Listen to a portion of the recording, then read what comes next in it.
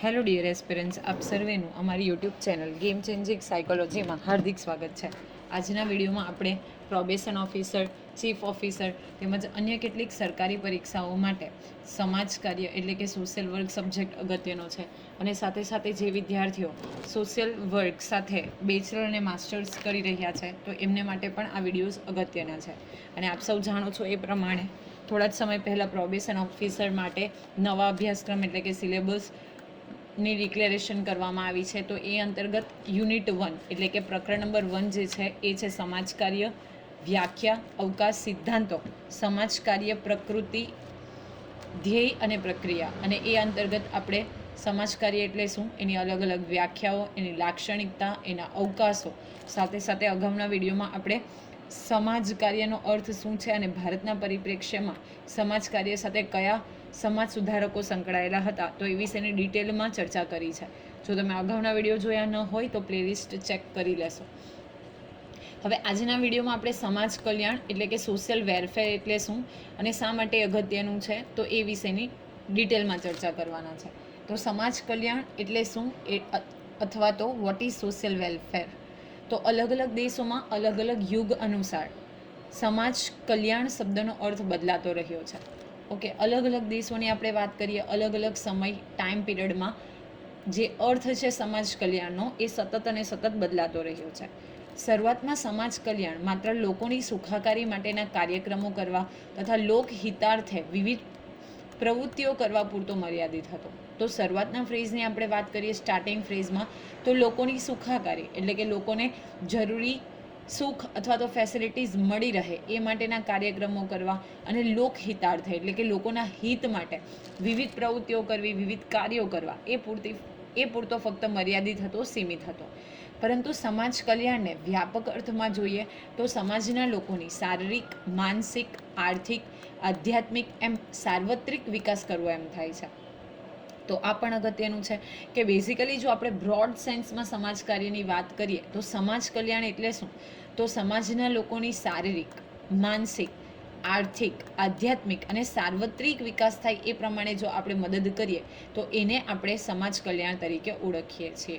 Okay, શારીરિક મતલબ માની લે કે જે ખોરાક છે, ઓકે, એ અંતર્ગત. માનસિક એટલે શાંતિ પ્રોવાઈડ કરવી, આર્થિક એટલે કે પૈસા રિલેટેડ હોય, આધ્યાત્મિક એટલે યોગ, મેડિટેશન, એ બધી વસ્તુ આવી જાય. તો એમ સાર્વત્રિક વિકાસ કરવો એટલે કે 360 એંગલથી તમે જો એને વિકાસ કરશો, ડેવલપ કરશો તો બેઝિકલી એને આપણે સમાજ કલ્યાણ તરીકે ઓળખીએ છીએ. કેટલાક પાશ્ચાત્ય સમાજશાસ્ત્રોએ સમાજ કલ્યાણની વ્યાખ્યા આપી છે જેની નીચે મુજબ છે. તો બેઝિકલી કેટલાક વેસ્ટર્ન જે સમાજશાસ્ત્ર છે, સોશિયોલોજી, તો એમણે પણ સમાજ કલ્યાણની વ્યાખ્યા આપી છે. તો એ કઈ કઈ છે, તો સૌપ્રથમ છે ફિડલેન્ડર. તો ફિડલેન્ડરના મતે સમાજ કલ્યાણ સામાજિક સેવાઓ અને સંસ્થાઓની એક સંગઠિત વ્યવસ્થા છે. ઓકે, શું કીધું છે એમણે, સમાજ કલ્યાણ શું છે એટલે કે સોશિયલ વેરફેર એ સામાજિક સેવાઓ અને સંસ્થાઓ એ બંનેની સંગઠિત વ્યવસ્થા છે. એટલે કે બંને વચ્ચેનું એક ગ્રુપ છે જે વ્યક્તિઓ અને જૂથોને એક સંતોષકારક જીવન ધોરણ અને સ્વાસ્થ્ય પ્રાપ્ત કરવામાં સહાયતા પૂરી પાડવા માટે ઊભી કરવામાં આવે છે. શા માટે આ જૂથ જે છે એ સંગઠિત વ્યવસ્થા છે એ શરૂ કરવામાં આવે છે, તો એ જૂથો છે એને સંતોષકારક જીવન ધોરણ પ્રાપ્ત થાય, એમનું જે લિવિંગ સ્ટેન્ડર્ડ છે એ સેટિસ્ફેક્શનથી થઈ જાય એટલે કે સંતોષકારક જીવન ધોરણ પ્રાપ્ત થાય અને સ્વાસ્થ્ય પ્રાપ્ત થાય. ઓકે, જે સારી હવા, સારો ખોરાક, સારું પાણી, તો એ લગતી જે કોઈ સહાયતા પૂરી પાડવા માટે બેઝિકલી આ જે વ્યવસ્થા છે એ ઊભી કરવામાં આવે છે. તેનો સંબંધ વૈયક્તિક અને સામાજિક સંબંધો સાથે છે. ઓકે, એક વ્યક્તિઓ સાથે એનો સંબંધ છે અને બીજું સામાજિક સંબંધો એટલે કે સમાજ સાથે પણ એ સંબંધ ધરાવે છે. જે વ્યક્તિઓની ક્ષમતાને પૂર્ણ રીતે વિકસિત કરવામાં અને સમુદાયની જરૂરિયાતોની પૂર્તિ કરવામાં અને તેમના કલ્યાણને વધારવામાં સહાયભૂત થાય છે. તો શું છે બેઝિકલી એનો એમ કે જે ક્ષમતાઓ છે એને પૂર્ણ રીતે વિકસિત કરવામાં, જે કોઈ એબિલિટી છે તો એનું ડેવલપમેન્ટ થાય, સમુદાયોની જરૂરિયાતો જે છે તો એ જરૂરિયાતોની પૂર્તિ થાય અને એમના કલ્યાણ જે છે, એમનું વેલફેર થાય, એ એનો મુખ્ય હેતુ છે, મુખ્ય ધ્યેય છે. રોબર્ટ કેલ્સોએ એક વ્યાખ્યા આપી છે. તો એમના મતે સમાજ કલ્યાણ એટલે શું, તો રોબર્ટ કેલ્સોના મતે સમાજ કલ્યાણનો ઉદ્દેશ સમાજની પ્રત્યેક વ્યક્તિને અન્ય વ્યક્તિઓના જેટલા જ સમાન અધિકારો હોય કોઈ પણ હસ્તક્ષેપ વગર પ્રાપ્ત કરવા. ઓકે, એક વ્યક્તિની કમ્પેરિઝનમાં બીજી વ્યક્તિની વાત છે કે એક વ્યક્તિને જેટલા સમાન અધિકારો છે એટલા જ સમાન અધિકારો બીજા વ્યક્તિને પણ કોઈ પણ પ્રકારના હસ્તક્ષેપ વગર પ્રાપ્ત થવા જોઈએ. માનો કે even today also we can able to see this કે જે રીચ પીપલ છે એને કંઈક અલગ તરીકેથી ટ્રીટ કરવામાં આવે છે અને જે ગરીબ લોકો છે તો એને અલગ રીતે ટ્રીટ કરવામાં આવે છે. તો દરેક વ્યક્તિને એક સરખા અને સમાન અધિકારો પ્રાપ્ત થાય કોઈ પણ પ્રકારના હસ્તક્ષેપ વગર. આર્થિક આવશ્યકતાઓ પૂરી કરવામાં આવે, સાથે સાથે ઉત્તમ સ્વાસ્થ્ય, જીવન નિર્વાહની યોગ્ય સ્થિતિ, અન્ય નાગરિકોની જેમ સમાન તક, ઉચ્ચ કક્ષાનો આત્મસન્માન એટલે કે સેલ્ફ રિસ્પેક્ટ અને કાર્ય તથા વિચારોની સ્વતંત્રતાને હાંસલ કરવાનો એને હક મળવો જોઈએ એવું રોબર્ટ કેલ્સોએ કીધું છે. ઓકે, એને ઉત્તમ સ્વાસ્થ્ય મળવું જોઈએ, જીવન નિર્વાહની યોગ્ય સ્થિતિ, ઓકે, એના જીવન નિર્વાહ કરવા માટે યોગ્ય કામ મળવું જોઈએ, દરેક નાગરિકોની જેમ એને સમાન તક મળવી જોઈએ, ઉચ્ચ કક્ષાનું આત્મસન્માન. એવું નહીં કે એ ખરાબ એટલે માની લે કે જે પુઅર છે, ગરીબ છે તો એનું આત્મસન્માન ન હોય, જેને જે રીતે બિહેવ કરવું હોય એ રીતે બિહેવ કરી શકે નહીં. એને પ્રોપર આત્મસન્માન, સેલ્ફ રિસ્પેક્ટ, સેલ્ફ એસ્ટીમ હોવા જોઈએ. ઓકે, કાર્ય અને વિચારોની સ્વતંત્રતા હાંસલ કરવાનો અધિકાર હોવો જોઈએ. જે તે કાર્ય કરવા માંગે તો એ કાર્ય પણ એ વ્યવસ્થિત રીતે કરે અને એની સ્વતંત્રતા જે છે એ પણ એને મળવી જોઈએ. વિલ્સનના મતે સમાજ કલ્યાણ એટલે બધી વ્યક્તિઓ માટે એક સંગઠિત ચિંતન છે. તો વિલ્સન શું કહે છે કે સમાજ કલ્યાણ એ બધી વ્યક્તિઓનું અને બધી વ્યક્તિઓ માટેનું એક સંગઠિત ચિંતન છે. દરેક વ્યક્તિઓનું અને એટલે બધા જ સમાજમાં રહેતા બધા જ વ્યક્તિઓ એમાં શું આવી જશે, એક પાર્ટ છે ગ્રુપના. અને દરેક વ્યક્તિઓ માટે એટલે કે સમાજમાં રહેતી દરેક વ્યક્તિઓ માટે એક ચિંતન કરવામાં આવે એક ગ્રુપમાં, તો એને આપણે સમાજ કલ્યાણ તરીકે ઓળખીશું. ચૌધરી પોલ ડીના મતે સમાજ કલ્યાણ સમાજના એવા નબળા વર્ગોને સેવા પૂરી પાડવાનો ઉદ્દેશ ધરાવે છે જેઓ અનેક પ્રકારની અડચણો તથા શારીરિક, માનસિક, આર્થિક અને સામાજિક કારણોસર સમાજ દ્વારા નિર્મિત સામાજિક સેવાઓ ઉપલબ્ધ કરવા માટેની ક્ષમતા ધરાવતા નથી અથવા તેમને પરંપરાગત ખ્યાલોને કારણે આ સેવાઓથી વંચિત રાખવામાં આવ્યા છે. ઓકે, તો બેઝિકલી ચૌધરી પોલ ડી એ શું કહે છે કે બેઝિકલી જે સમાજના નબળા વર્ગો છે તો એને સેવા પૂરી પાડવાનો ઉદ્દેશ છે, જેઓ અનેક પ્રકારની અડચણો એટલે કે એ લોકોને પ્રોબ્લેમ્સ છે, હર્ડલ્સ છે, કઈ તો શારીરિક, માનસિક, આર્થિક અને સામાજિક કારણોસર. ઓકે, એ શારીરિક વીક હોઈ શકે, કોઈ વિકલાંગ હોઈ શકે, અપંગ હોઈ શકે, માનસિક રીતે કોઈ નબળા હોઈ શકે, માનસિક એટલે મેન્ટલી ડિસેબલ્ડ હોઈ શકે, આર્થિક રીતે પછાત હોઈ શકે, અન્ય સમાજ કારણોમાં જો એને વર્ગ આધારિત અથવા તો જાતિ આધારિત ભેદભાવ હોય તો આ દરેક લોકોને સેવાઓ ઉપલબ્ધ કરાવવાની ક્ષમતા ધરાવતા નથી. એટલે કે આ લોકો જે છે શારીરિક, માનસિક, આર્થિક અને સામાજિક કારણોસર કેટલાક લોકો જે છે જેઓ પોતાની ક્ષમતા ધરાવતા નથી અથવા તો તેઓ એબલ નથી, તો એના જે પરંપરાગત ખ્યાલો છે અને એનાથી એને સેવાઓથી વંચિત રાખવામાં આવ્યા છે. આપણે અગાઉના વિડીયોમાં પણ જોયું હતું કે અસ્પૃશ્યતા, અનટચેબિલિટી, તો લોકોની એવી મેન્ટાલિટી હતી કે એ જે કાસ્ટ છે એ લોકો ટચ ન કરી શકે. ઓકે, એ લોકો કોઈ જાહેર જગ્યાએ જઈ ન શકે, તો એ ખ્યાલો હતા પરંપરાગત. ઓકે, સતી પ્રથાનું જોયું હતું, દૂધ પીતી કરવાનો રિવાજ વિશે જોયું હતું, ચાઇલ્ડ મેરેજ જોયું હતું, દહેજ જોયું હતું. તો એ બધા પરંપરાગત ખ્યાલો છે. તો એની કારણે એ લોકોની સેવાઓથી વંચિત રાખવામાં આવ્યા છે, તો એની મદદ કરવી એટલે સમાજ કલ્યાણ. તો આ વ્યાખ્યા કોણ આપી છે? આવી વ્યાખ્યા જે છે ચૌધરી પોલ ડી નામના વિદ્વાને આપી છે. આ સમાજશાસ્ત્રીઓ આપેલ સમાજ કલ્યાણની વિવિધ વ્યાખ્યાઓના આધારે આપણે એવું કહી શકીએ કે દરેક નાગરિકને તેની જરૂરિયાતો પૂરી કરવાનો અને મેળવવાનો અધિકાર છે અને આ જરૂરિયાતોને પૂરી કરવાની જવાબદારી સરકારની હોય છે. તમે બંધારણમાં એટલે કે કોન્સ્ટિટ્યુશનમાં પણ ભણ્યા હશો કે બેઝિકલી આપણને 6 પ્રકારના મૂળભૂત હકો આપવામાં આવ્યા છે. એકચ્યુઅલ પહેલાં 7 હતા, પરંતુ જે રાઇટ ટુ પ્રોપર્ટી એટલે કે જે મિલકતનો અધિકાર છે એ હવે કાઢી નાખવામાં આવ્યો છે. તો ટોટલ 6 રાઇટ્સ આપણને મળ્યા છે અને આ જે રાઇટ્સ છે આપણને મળે તો એ જોવાની જવાબદારી જે છે એ સરકારની છે, જેને આપણે DPSP તરીકે પણ ઓળખીએ છીએ. Directive principles of state policy, DPSP. Okay, રાજ્ય વ્યવસ્થાના મૂળભૂત સિદ્ધાંતો એ અંતર્ગત પણ આ વસ્તુને તમે ઇન્ક્લુડ કરી શકો છો. નાગરિકોને તેમની જરૂરિયાતોને ધ્યાનમાં રાખીને સરકાર સેવાઓ પૂરી પાડે છે, ત્યારે કેટલીક વિપરીત પરિસ્થિતિઓ નિર્માણ પામે છે, જેવી કે અમુક વર્ગ કે જૂથો પ્રત્યે ભેદભાવ થવાને કારણે તેઓ આવી સેવાઓથી વંચિત રહે છે. તો બેઝિકલી સરકારની રિસ્પોન્સિબિલિટી છે કે આપણને સેવાઓ પૂરી પાડે, પરંતુ અમુક વર્ગ અથવા તો જૂથોને શું થાય છે, એ લોકો સાથે ભેદભાવ કરવામાં આવે છે અને એને કારણે એ લોકો આ સેવાઓથી વંચિત રહી જાય છે. સમાજ કાર્યકર સમાજમાં આવા વંચિત રહી ગયેલા વર્ગોની જરૂરિયાતો પૂરી કરવાનો પ્રયત્ન કરે છે. માનવીની સામાન્ય જરૂરિયાતો જેવી કે સામાજિક, શારીરિક, મનોવૈજ્ઞાનિક અને આધ્યાત્મિક હોય છે. આપણે અગાઉ પણ જોયું કે સામાજિક જરૂરિયાતો, શારીરિક જરૂરિયાતો, મનોવૈજ્ઞાનિક જરૂરિયાતો અને કેટલીક જરૂરિયાતો આધ્યાત્મિક લેવલની પણ હોય છે, જે સમાજમાં તમામ વર્ગના નાગરિકોને લાગુ પડે છે. પરંતુ કેટલાક લોકો વિશિષ્ટ પ્રકારની જરૂરિયાતો ધરાવતા હોય છે, જેમાં અશક્ત લોકો, બાળકો, ત્યક્તાઓ એટલે કે જેનો ત્યાગ કરી દેવામાં આવ્યો છે, વૃદ્ધો વગેરેનો સમાવેશ થાય છે. ઓકે, બધાની કોમન જરૂરિયાતો જે છે એ 4 પ્રકારની છે: સામાજિક, માનસિક એટલે કે મનોવૈજ્ઞાનિક, શારીરિક અને આધ્યાત્મિક. પરંતુ એવા પણ લોકો છે જે લોકો અશક્ત છે. માનો કે કોઈ અંધ વ્યક્તિ છે, તો એના માટે અલગ પ્રકારની સેવાઓની જરૂરિયાત પડે. ઓકે, બાળકો છે, ત્યક્તાઓ એટલે કે જેને સમાજમાંથી ત્યજી દેવામાં આવ્યા છે, કાઢી મૂકવામાં આવ્યા છે, વૃદ્ધો જે છે, તો એવા પ્રકારના લોકોને વિશિષ્ટ પ્રકારની જરૂરિયાતો ઉપલબ્ધ કરાવવી પડે. તો એના માટે પણ બેઝિકલી આજે સમાજ કલ્યાણના વર્ગ છે એ કરવામાં આવે છે. આમ આ સિવાય પણ કેટલાક વ્યક્તિઓ કે જૂથો એવા છે જે વિશિષ્ટ જરૂરિયાતો ધરાવે છે. ઓકે, તમને કદાચ ખબર હશે તો જે વૃદ્ધો છે તો એના માટે સરકાર દ્વારા એફર્ટ્સ કરવામાં આવ્યા છે. ઓકે, એમના માટે અલગ પાર્ક બનાવવા, અલગ અલગ સ્કીમ્સ ચાલુ કરવી. જો સિનિયર સિટીઝન્સ છે તો એમના માટે સરકાર તરફથી જે બેંક્સ છે તો એમાં પણ જે સેવિંગ ઇન્ટરેસ્ટ હોય તો એ 0.50% વધારે આપવામાં આવે. ઓકે, તો ઘણા બધા પ્રકારની આવી રીતે એ લોકોને વિશિષ્ટ સેવાઓની જરૂર હોય છે.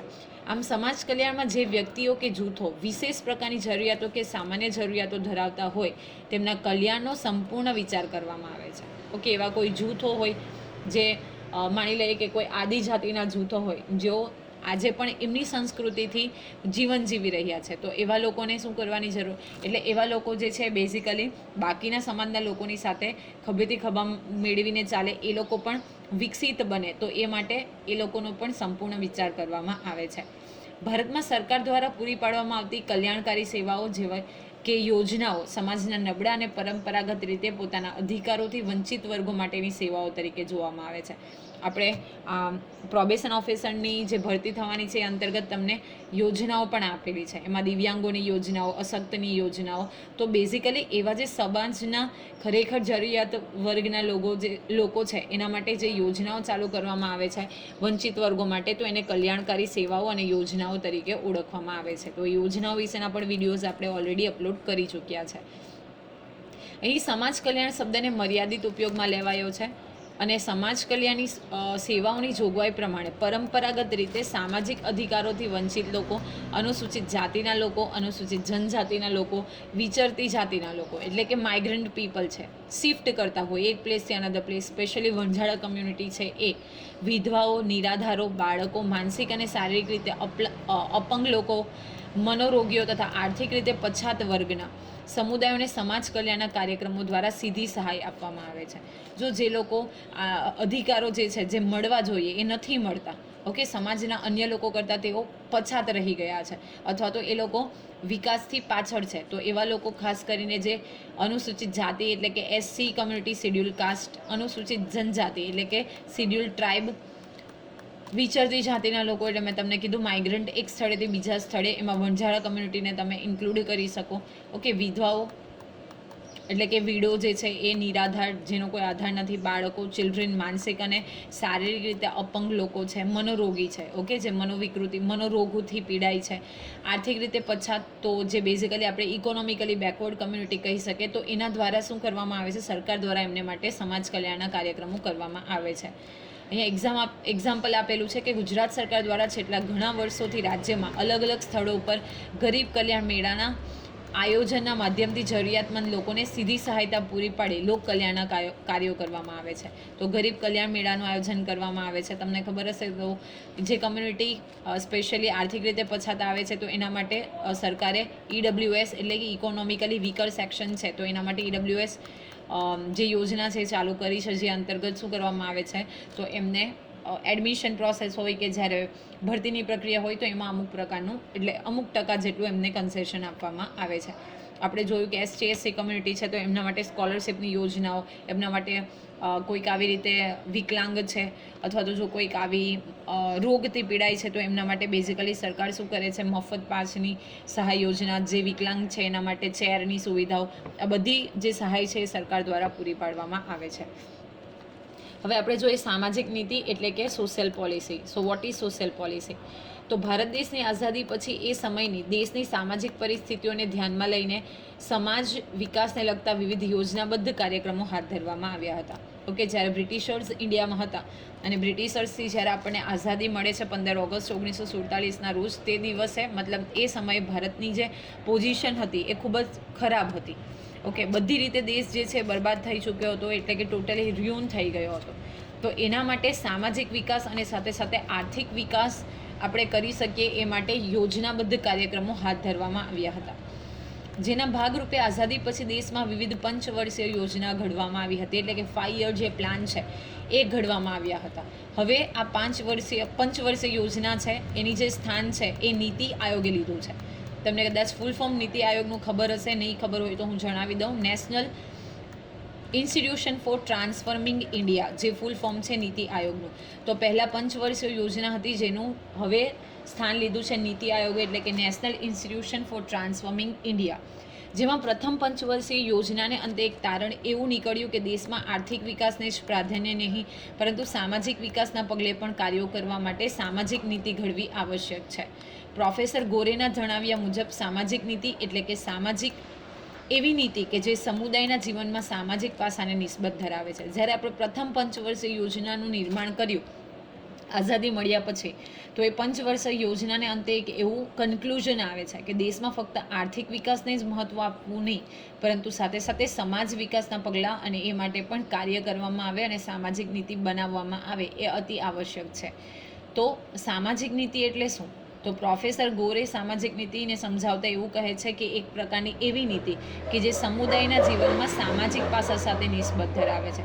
સમાજના વિવિધ પાસાઓ, ઓકે, સમાજના લોકો કેવી રીતે રહે છે, સમાજની પરિસ્થિતિ શું છે, તો એ બધા સાથે નિસ્બત ધરાવે છે.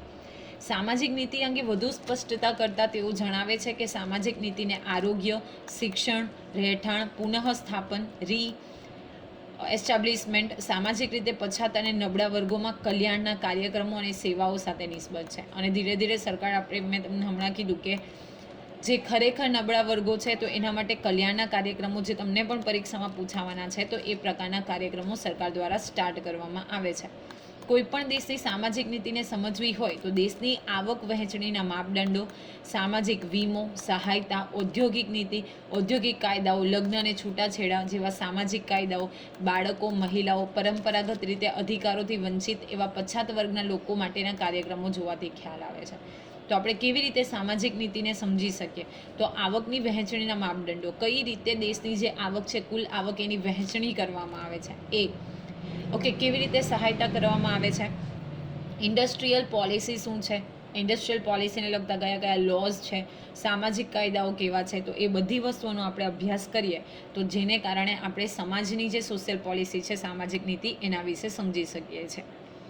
દરેક દેશની પોતાની પ્રગતિઓમાં સામાજિક મુદ્દાઓને ધ્યાનમાં રાખતો હોય છે. ભાગ્યે જ કોઈ દેશની કોઈ એવી પ્રવૃત્તિ હશે જેમાં સામાજિક મુદ્દાઓને ધ્યાનમાં લેવામાં આવ્યા ન હોય.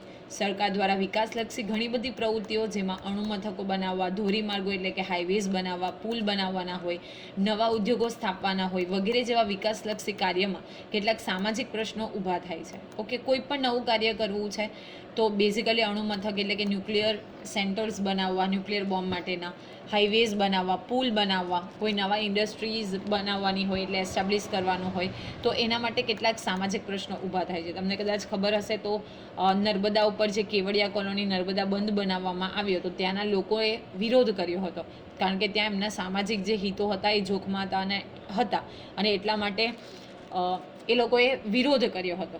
અને બેઝિકલી વિરોધ જે છે એ ખૂબ ઉગ્ર હતો અને સરકારને એ લોકો પોતાના જે પ્રોબ્લેમ છે એ ક્રિએટ થશે અને સાથે સાથે એમની સંસ્કૃતિ અને સાથે સાથે જીવન ધોરણને નુકસાન થાય એવી રજૂઆત કરવામાં આવી હતી. અને એ જો નર્મદા બચાવોને આંદોલનની આપણે વાત કરીએ તો મેઘા પાટકર નામની જે વ્યક્તિ છે એ એની સાથે કન્સર્ન છે.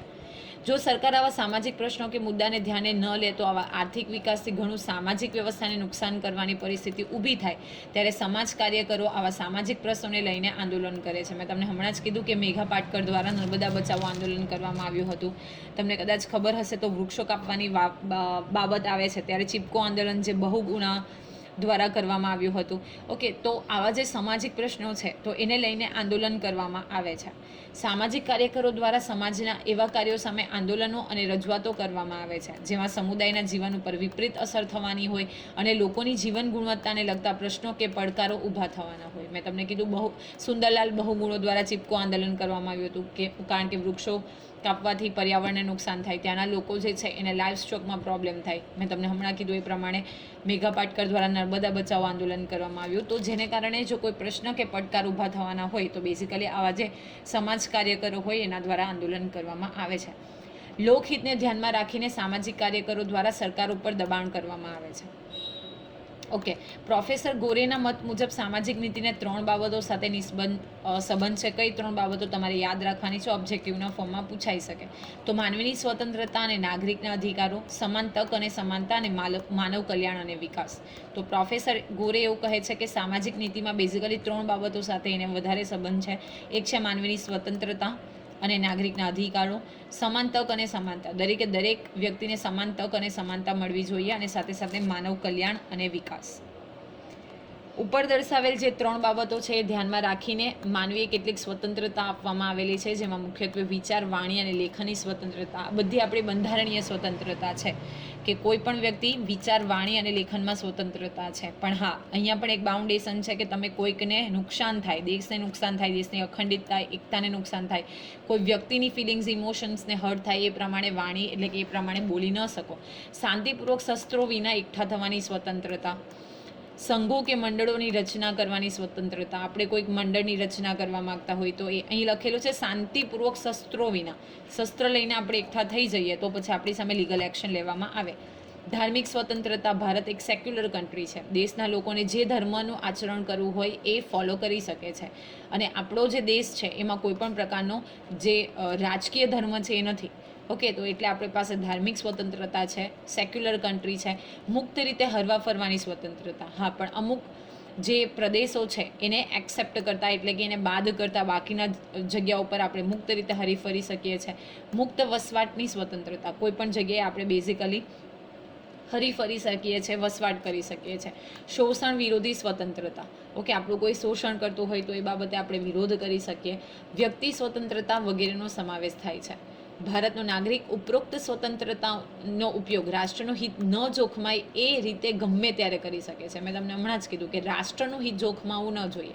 બોલવું એટલે ગમે એ બોલી દેવું તો એ નહીં ચાલે.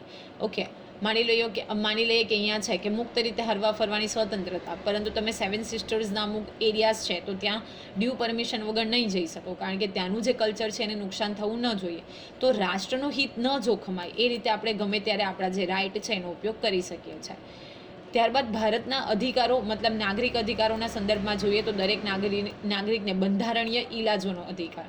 ઓકે, આ જે ઉપરના અધિકારો છે એ આપણને ન મળે તો એ બાબતે આપણે શું કરી શકીએ છીએ? બંધારણ ઇલાજ એટલે કે આપણે કોર્ટમાં ચેલેન્જ કરી શકીએ છીએ, જેને આપણે રાઇટ ટુ રેમેડી કહીએ છીએ. અને અગત્યનું છે કે બંધારણીય ઇલાજોનો જે હક છે એને ડૉક્ટર B.R. આંબેડકર એટલે કે બાબા સાહેબ આંબેડકરે સોલ ઓફ કોન્સ્ટિટ્યુશનના નામે ઓળખાવ્યો છે. એટલે કે બંધારણનો આત્માના નામે ઓળખાવવામાં આવ્યો છે, સોલ ઓફ કોન્સ્ટિટ્યુશન.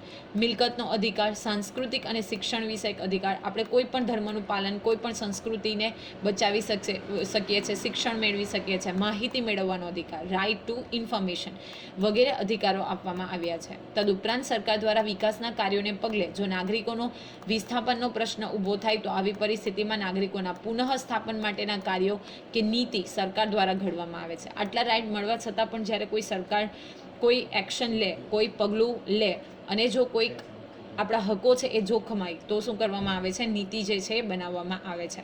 પછાત વર્ગો, પરંપરાગત રીતે અધિકારથી વંચિતો, મહિલાઓ, શારીરિક રીતે અપંગતા ધરાવતા લોકો માટે અનામતને લગતી નીતિઓ ઘડવામાં આવે છે. તમને સૌને ખબર હશે કે જે SC/ST કમ્યુનિટી જે છે, EWS કમ્યુનિટી છે, એટલે કે EWS economically weaker section, SC/BC community છે, ઓકે, સામાજિક અને શૈક્ષણિક રીતે જે બેકવર્ડ કમ્યુનિટી છે એના માટે અલગ પ્રકારની અનામત આપવામાં આવે છે. ભલે એજ્યુકેશન ફિલ્ડમાં હોય, નોકરીની બાબતો હોય, તો એમના માટે અમુક સીટ જે છે એ રિઝર્વ રાખવામાં આવે છે. ઉપરાંત દેશમાં કુદરતી હોનારત કે માનવ સર્જિત ઘટનાઓને પગલે ભોગ બનેલા નાગરિકોને સહાય માટે સરકાર દ્વારા નીતિ નિર્ધારિત કરવામાં આવે છે. તમને સૌને ખબર છે કે કોઈ કુદરતી આપત્તિ આવે અથવા તો માનવ સર્જિત ઘટના થાય, માનો કે કોઈક જગ્યાએ કોઈ ફેક્ટરીમાં આગ લાગે, સડનલી કોઈક વ્યક્તિનું મૃત્યુ થાય, તો એવા જે ભોગ બનેલા વ્યક્તિઓ છે તો એના માટે પણ સરકાર દ્વારા શું કરવામાં આવે છે, સહાયની નીતિ જે છે એ નિર્ધારિત કરવામાં આવે છે. આમ આપણા દેશના સંદર્ભમાં વસ્તી નીતિ, આરોગ્ય નીતિ, શિક્ષણ નીતિ, મંજૂરી અંગેની નીતિ, પુનઃ સ્થાપિત નીતિ, મહિલા નીતિ, સામાજિક સલામતીની નીતિ, સ્ત્રી પુરુષ સમાનતાની નીતિ, અસંગઠિત કામદારોની નીતિ, વૃદ્ધો માટેની નીતિ વગેરે સામાજિક નીતિ અંતર્ગત કાર્યક્રમો ચલાવવામાં આવે છે. તો દરેક નીતિ અંતર્ગત વિવિધ કાર્યક્રમો એટલે કે વિવિધ સ્કીમ્સ જે છે એ અને વિવિધ પ્રોગ્રામ્સ છે એ સરકાર ચલાવે છે. આવી કોઈ પણ નીતિના મૂળમાં ચોક્કસ લક્ષ્યનો આધાર અને સ્ત્રોત આ 3 બાબતો જોવા મળે છે. જેમાં સૌપ્રથમ એક્ઝામ્પલ આપવામાં આવ્યું છે સમાજની એવી વાસ્તવિક પરિસ્થિતિઓ જે વર્તમાન સ્થિતિમાં માનવ અધિકારના સંદર્ભમાં અપ્રસ્તુત લાગે. ફોર એક્ઝામ્પલ, હજુ પણ ઘણા ગામડાઓમાં આરોગ્ય સંબંધિત સુવિધાઓનો અભાવ હોવાને કારણે પ્રેગ્નન્ટ જે વુમન હોય છે એની પ્રસૂતિ ઘરે જ થાય છે, જેના કારણે કેટલાક માતા અને બાળકના જીવનું જોખમ સર્જાય છે. તો જો વાસ્તવિક પરિસ્થિતિઓ અને વર્તમાન પરિસ્થિતિઓમાં માનવ અધિકારના સંદર્ભમાં જે અપ્રસ્તુત છે, હવે પહેલાંના સમયમાં આવી વસ્તુ થતી હતી, હવે આપણી પાસે મેડિકલ ફેસિલિટીઝ છે, તો આ જે ડેથ રેશિયો જે છે એને આપણે કંટ્રોલમાં કરી શકીએ છીએ.